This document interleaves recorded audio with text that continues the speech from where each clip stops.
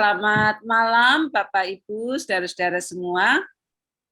Kita bersyukur malam ini bisa berjumpa dalam kebaktian doa sektor 5, walaupun kita hanya memandang dari jauh, tetapi hati kita tetap bersekutu kan? Ya, kita berdoa terlebih dahulu. Kami bersyukur ya Bapak, kalau malam hari ini Engkau berikan kesempatan untuk bersekutu secara virtual.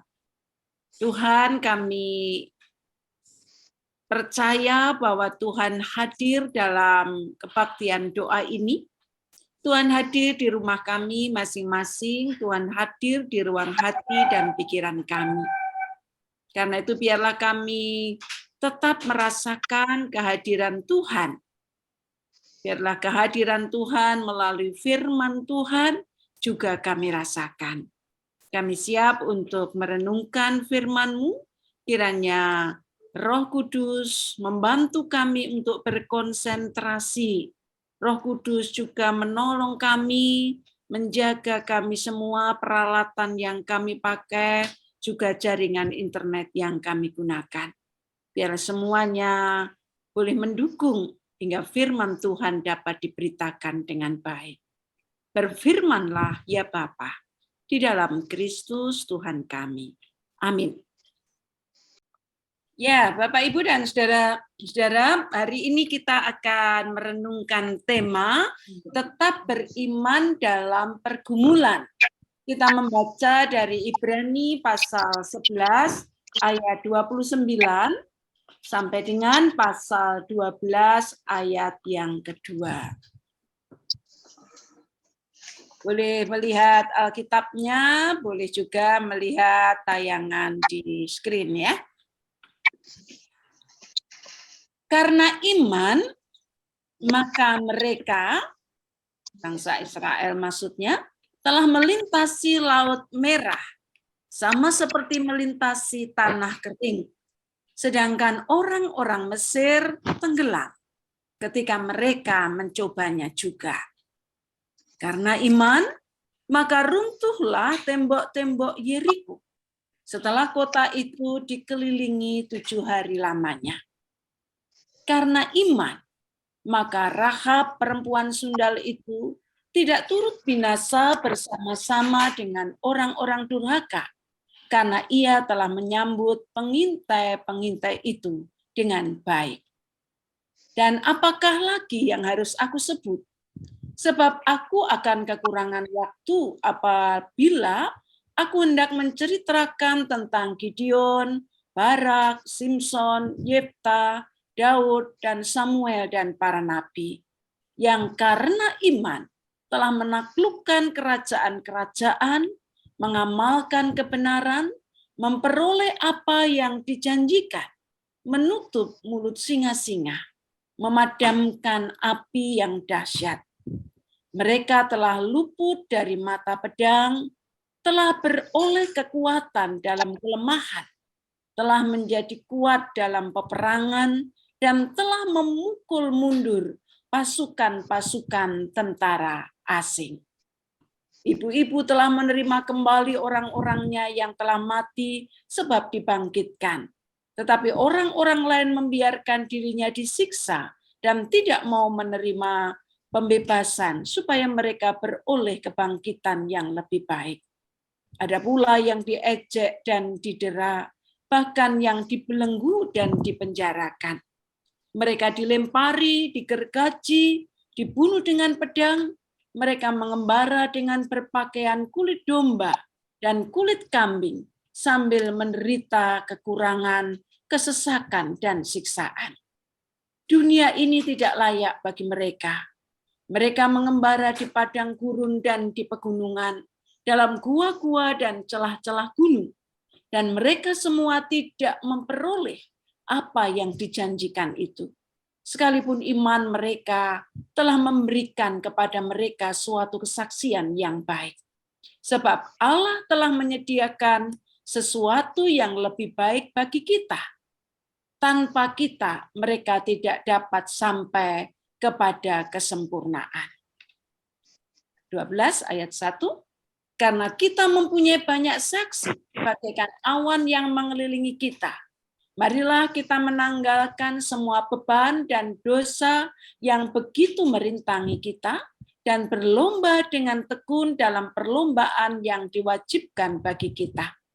Marilah kita melakukannya dengan mata yang tertuju kepada Yesus yang memimpin kita dalam iman dan yang membawa iman kita itu kepada kesempurnaan, yang dengan mengabaikan kehinaan, tekun memikul salib, ganti sukacita yang disediakan bagi Dia yang sekarang duduk di sebelah kanan tahta Allah. Demikian pembacaan firman Tuhan. Berbahagialah setiap kita yang senantiasa mendengar dan memelihara firman Tuhan dalam hidupnya. Haleluya.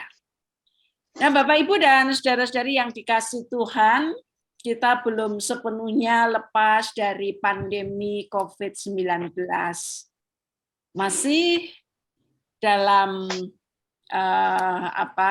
situasi kita mendengar ada teman-teman yang masih terpapar virus corona gitu ya.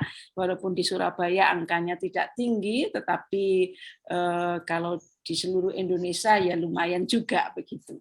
Nah, ada hal yang kita menjadi akrab selama 2 tahun ini ya dalam masa pandemi COVID-19. Saat virus corona berkeliaran, ya, tersebar dan bisa masuk ke dalam tubuh setiap orang siapapun itu, entah dia pejabat, entah dia rakyat, gitu ya, bahkan dokter pun dia tidak takut begitu. Nah, ada hal yang saya mau tanyakan. Selama pandemi ini, kita terus diminta untuk berolahraga, berjemur, ya toh, makan makanan yang bergizi, minum vitamin, bahkan kemudian kita bersyukur kita mendapat kesempatan dioyak-oyak untuk vaksin, ya, vaksin 1, vaksin 2, lalu dioyak-oyak lagi vaksin booster. Itu untuk memperkuat apa? Boleh dijawab?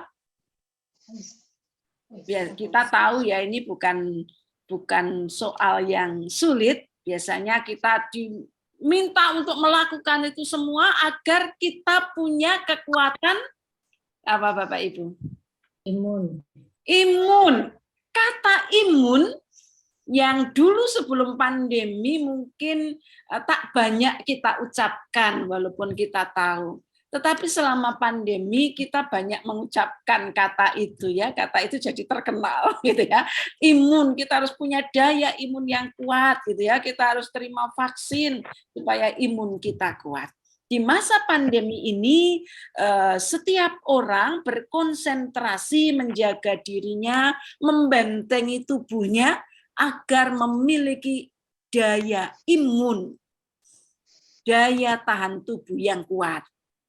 Sehingga kalau diampiri sama virus corona, kita mungkin keserempet sedikit gitu ya, cuma gejala ringan atau mungkin OTG, karena imun kita kuat. Gitu.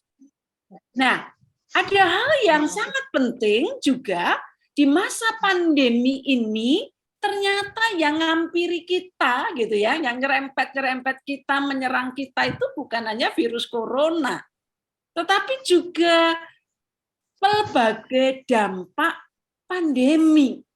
Ketika orang nggak bisa bekerja, banyak toko ditutup, ya usaha menjadi macet ya. Awal-awal pandemi itu kan begitu ya, kita sangat menjaga ketat ketika vaksin belum ditemukan waktu itu, karena itu kemudian jangan keluar-keluar, lalu pekerjaan menjadi terganggu.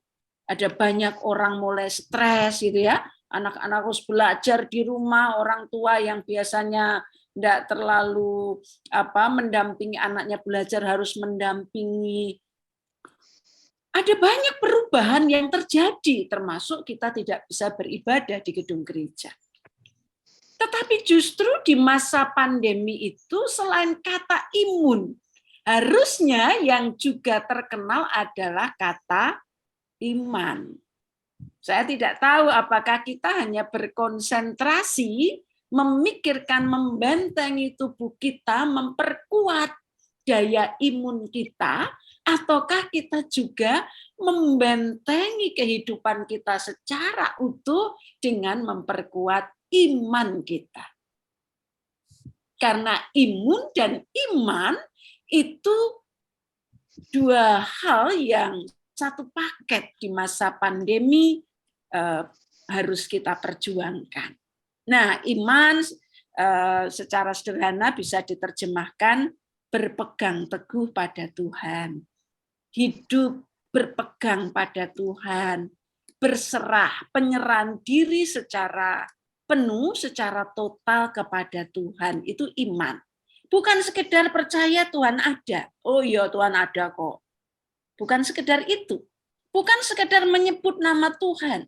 Tetapi benar-benar memandang Tuhan, menyerahkan diri sepenuhnya kepada Tuhan.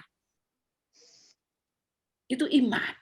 Karena itu Tuhan Yesus mengatakan, kasihlah Tuhan Allahmu dengan segenap hatimu, segenap jiwamu, segenap akal budimu, itu dengan kepenuhan diri kita, seutuhnya. Yang kita bawa di hadapan Tuhan, kita serahkan di hadapan Tuhan. Itu iman. Nah, bacaan kita hari ini cukup panjang ya, karena kalau kita baca mau lebih panjang lagi, membacanya dari ayat 1. Tapi itu sudah dipenggal mulai ayat 29. Kalau kita membaca Ibrani pasal 11 secara lengkap, saudara-saudara, sebenarnya kita sedang diperhadapkan pada sebuah surat yang ditujukan bukan hanya kepada orang-orang Kristen perdana pada waktu itu, tetapi juga kita, setiap kita yang membacanya. Surat yang berisi tentang panggilan untuk hidup beriman. Dan Ibrani 11 secara panjang lebar penulis surat Ibrani itu mendata gitu ya, walaupun diakui juga data itu juga belum lengkap, sebab kalau ditulis lengkap tidak ada habisnya begitu ya. Mendata tentang apa? Karya dan kuasa Allah dalam kehidupan orang beriman. Boleh disebut tokoh-tokoh iman atau saksi-saksi iman dalam Perjanjian Lama. Mulai dari dijelaskan iman itu apa, lalu kemudian diberikan contoh orang-orang beriman dalam Perjanjian Lama. Mereka yang mengalami karya dan kuasa Allah yang luar biasa. Nah, mulai ayat 29, kita membaca hal yang sangat diingat oleh orang-orang Kristen Yahudi ya, oleh bangsa Israel secara khusus ya. Bagaimana ketika mereka dibebaskan dari kejaran pasukan Mesir. Tuhan membuat Laut Merah jadi kering. Israel bisa menyeberang dengan selamat. Ketika Israel sudah menyeberang dengan selamat, pasukan Mesir sampai di tengah laut itu, kemudian airnya balik sehingga mereka tenggelam. Yang luar biasa adalah umat Tuhan pada waktu itu percaya bahwa Tuhan akan menolong mereka. Dan benar mereka mengalami. Allah membuat Laut Merah jadi kering, jadi jalan raya yang bisa mereka seberangi. Yang kedua, dan masih dalam pengalaman sejarah mereka. Bagaimana ketika mereka memasuki tanah perjanjian, Allah bekerja luar biasa. Dan umat diminta untuk taat. Apa yang diperintahkan kepada mereka, kelilingi tembok Yeriko dalam 7 hari. Dan dalam 7 hari tembok Yeriko itu roboh. Saudara-saudara, ini tentu hal yang tidak masuk akal, gitu ya. Bagaimana cuma dikelilingi kemudian bisa roboh, tidak digempur. Tetapi itulah pengalaman iman umat Tuhan pada waktu itu. Kuasa Allah yang bekerja dan mereka mau taat, mau tunduk pada perintah Tuhan. Makanya sekarang guyonannya Kalau ada orang muter aja keliling di halaman rumah, bilang hati-hati nanti rumahnya roboh gitu ya. Ya tentu tidak, itu guyonan saja. Sebab umat Tuhan pada waktu itu mengalami bagaimana mereka hanya keliling, tapi Tuhan merobohkan tembok Yeriko. Luar biasa. Sebuah kesaksian iman yang luar biasa. Dan yang menarik lagi adalah disebut nama Rahab. Rahab itu sebenarnya bukan orang yang percaya kepada Yahweh. Dia bukan orang Israel. Tapi yang luar biasa adalah kalau Allah mau, Allah berkenan, Allah itu bisa pakai siapa saja dan membuka hati siapa saja. Rahab itu perempuan Kanaan, boleh dibilang dia itu seorang kalau bahasa yang biasa dipakai di Indonesia WTS begitu ya. Tetapi dia berani melawan arus bangsanya. Justru dia menyembunyikan para pengintai yang sebenarnya itu musuhnya. Ketika orang mencari pengintai itu, dia sembunyikan, dia selamatkan. Tuhan memakai Rahab dengan kuasanya hingga para pengintai boleh melihat kondisi Kanaan dan pulang dengan selamat. Nah, hati Rahab digerakkan oleh Tuhan. Dia tidak mengenal Yahweh, tetapi dia mengikuti kata hatinya yang digerakkan oleh Yahweh, oleh Allah, hingga dia mau menyelamatkan para pengintai. Nah, saudara, sangat menarik kalau kemudian penulis Ibrani mengatakan begini, aku harus menyebut siapa lagi? Karena masih begitu banyak, kalau dibaca dari awal, ayat-ayat awal bicara tentang Abraham, Ishak, Kain, Habil, dari sejak semula gitu sampai kehidupan bangsa Israel masuk Kanaan.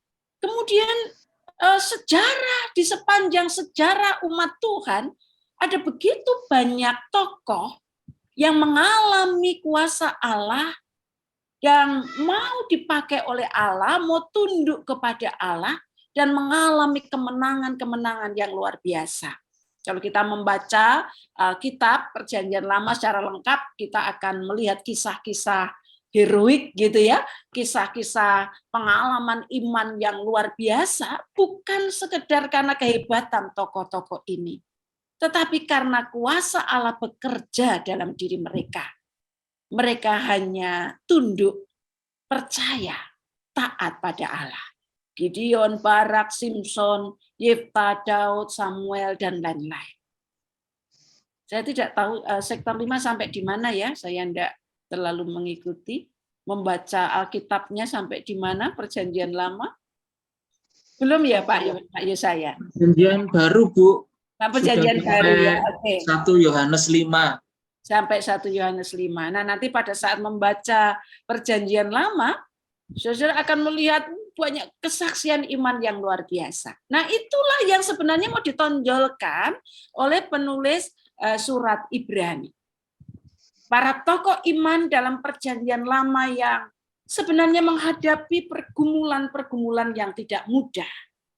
Saudara, di sepanjang zaman ya, sejak awal, manusia itu tidak pernah tidak bergumul dengan persoalan.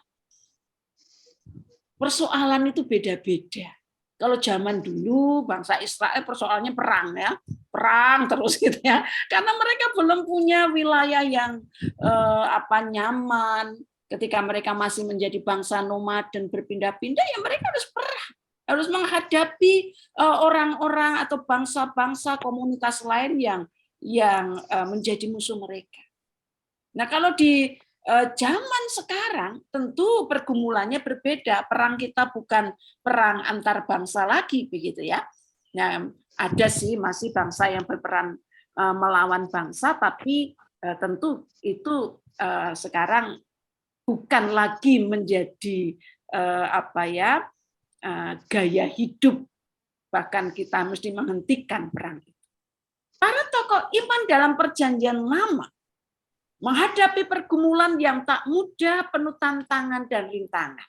Intinya, penulis surat Ibrani mengatakan, tapi mereka berhasil loh Nggak mudah, tapi mereka berhasil loh. Mengapa mereka bisa berhasil? Karena imannya kepada Allah.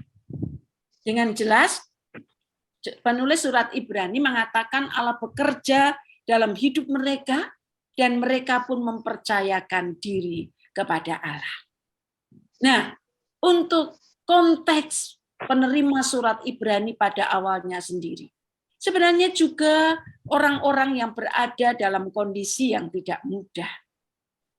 Dan secara khusus, penulis surat Ibrani sebenarnya menyoroti komunitas orang Kristen pada waktu itu yang sebenarnya mulai jenuh gitu ya dengan pergumulan hidup.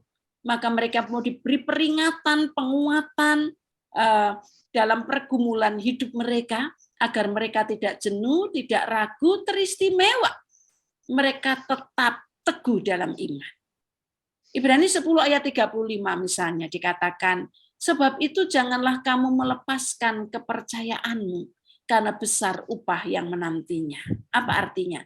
Berarti pada waktu itu umat Tuhan ya, para pengikut Kristus itu dalam pergumulan hidupnya, mereka mulai jenuh, mulai ragu juga dalam beriman, dan mereka berada dalam bahaya meninggalkan Tuhan, melepas kepercayaan. Karena itulah mereka dikuatkan sampai ditulis kesaksian iman deretan panjang tokoh perjanjian lama, maksudnya untuk meyakinkan mereka bahwa Allah itu bekerja dalam hidup umatnya. Sejak semula Allah memiliki kuasa yang besar.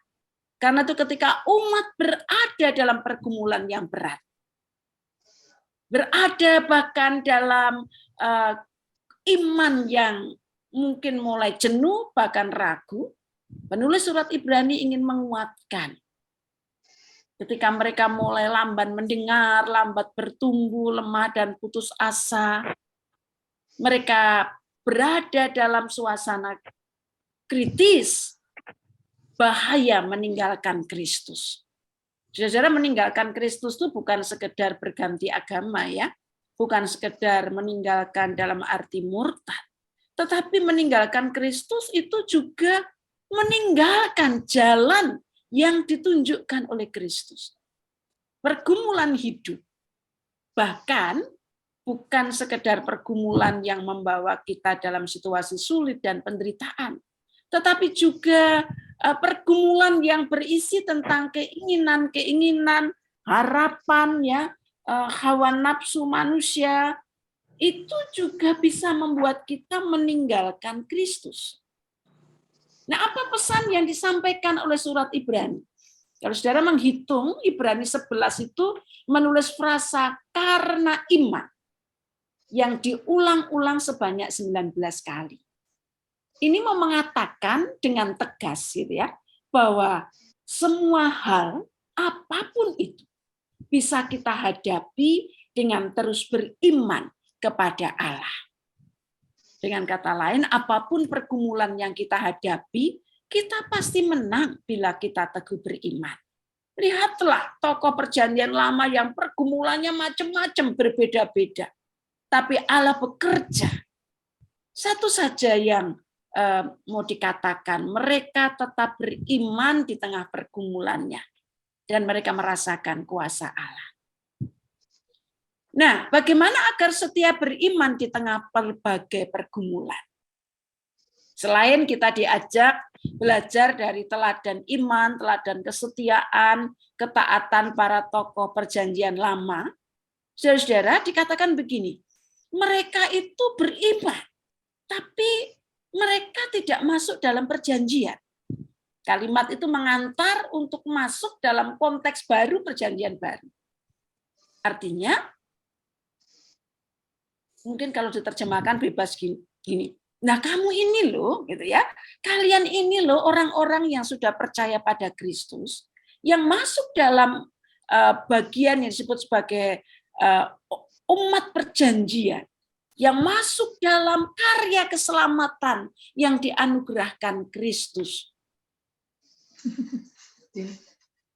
Maka mari beriman dengan mata tertuju kepada Tuhan Yesus.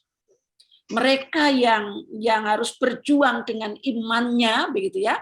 Kita yang sudah dapat anugerah, kalau orang perjanjian lama kan begitu, harus berjuang dengan ketaatannya untuk benar-benarnya. Kalau mereka taat, lalu mereka dapat berkat. Perjanjian lama konsepnya begitu. Nah, kita ini loh, yang umat perjanjian baru, yang sudah dapat berkat dulu, gitu ya, yang kita sudah dapat anugerah dulu, kita adalah orang-orang perjanjian yang menerima karya Kristus, Kristus yang berkorban, dia yang taat setia sampai mati di salib untuk menyelamatkan kita.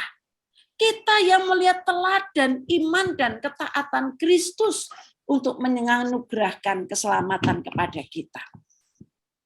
Kenapa kita tidak bisa beriman? Kira-kira kalau diterjemahkan bebas seperti itu. Nah, karena itu umat dipanggil untuk setia mengikut Kristus. Setia beriman kepada Kristus, sekalipun menghadapi pergumulan yang dahsyat. Kalau orang-orang zaman perjanjian lama yang harus berjuang dengan kekuatannya, bisa.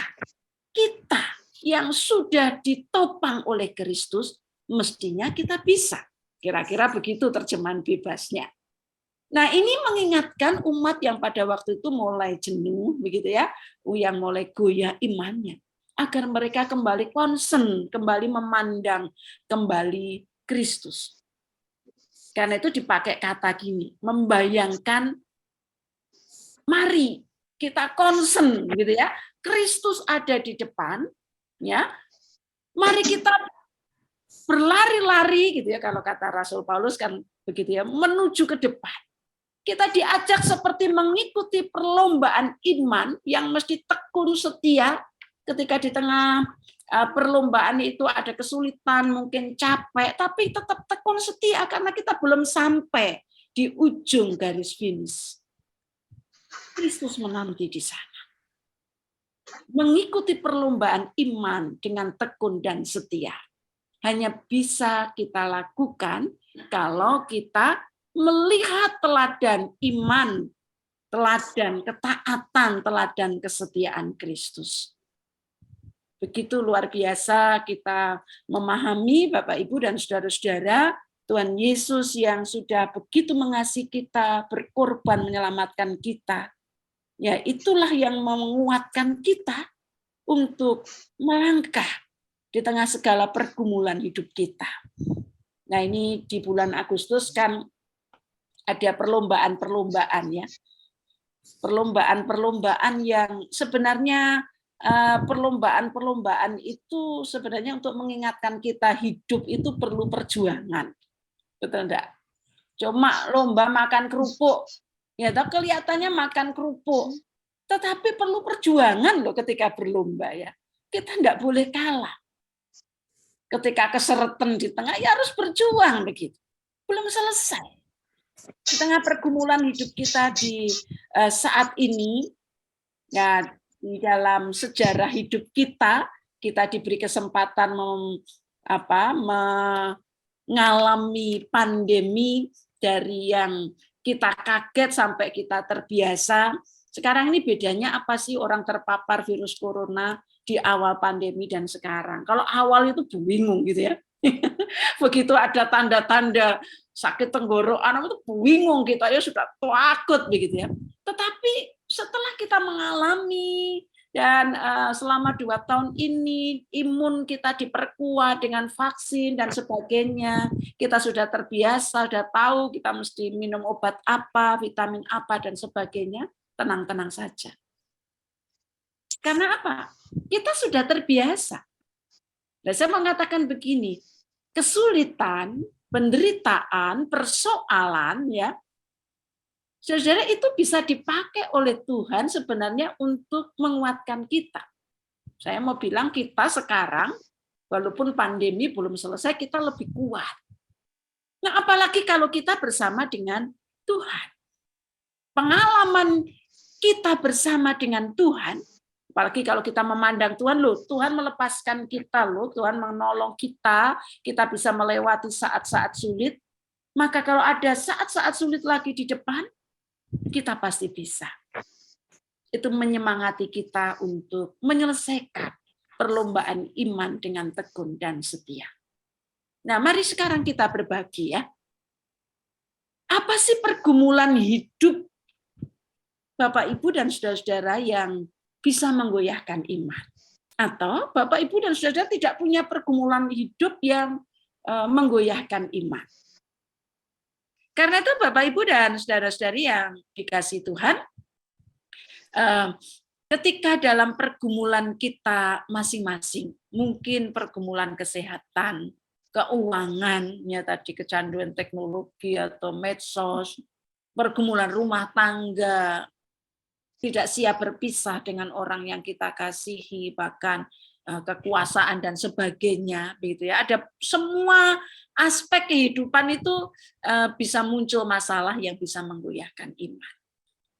Nah, firman Tuhan hari ini mau mengingatkan kita ada tindakan konkret yang perlu kita lakukan agar kita tetap beriman dalam berbagai pergumulan hidup. Kalau dikatakan dalam Pasal 12 ayat 1, mari kita berlomba dengan tekun, dengan setia. Nah, perlombaan itu membuat kita harus concern. Cara kita concern bagaimana? Ya concern pandang Tuhan, concern pegang Tuhan.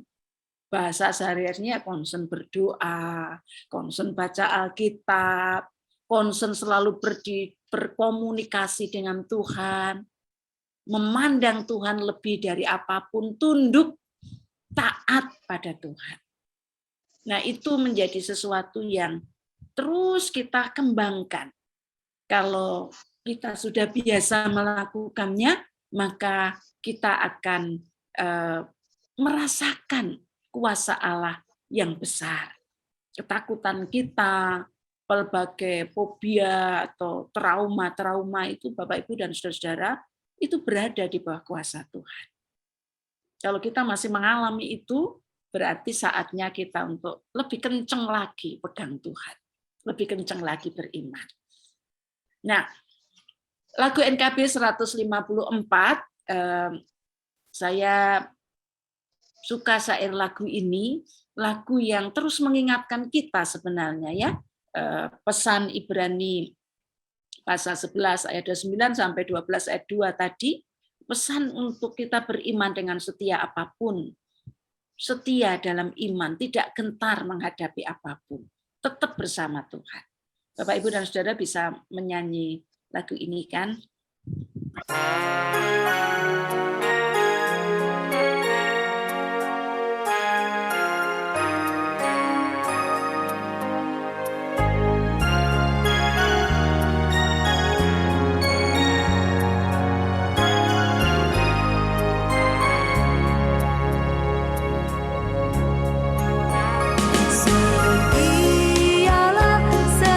Setialah selama hidupku.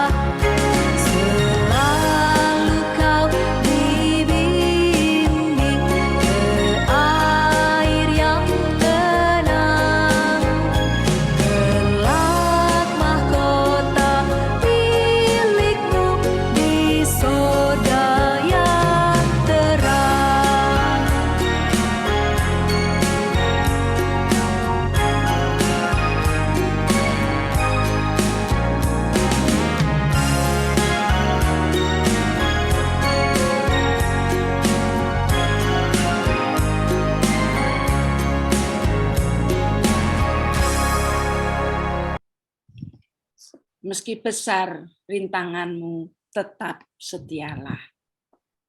Pesan iman kita di tengah berbagai pergumulan hidup yang kita hadapi. Amin.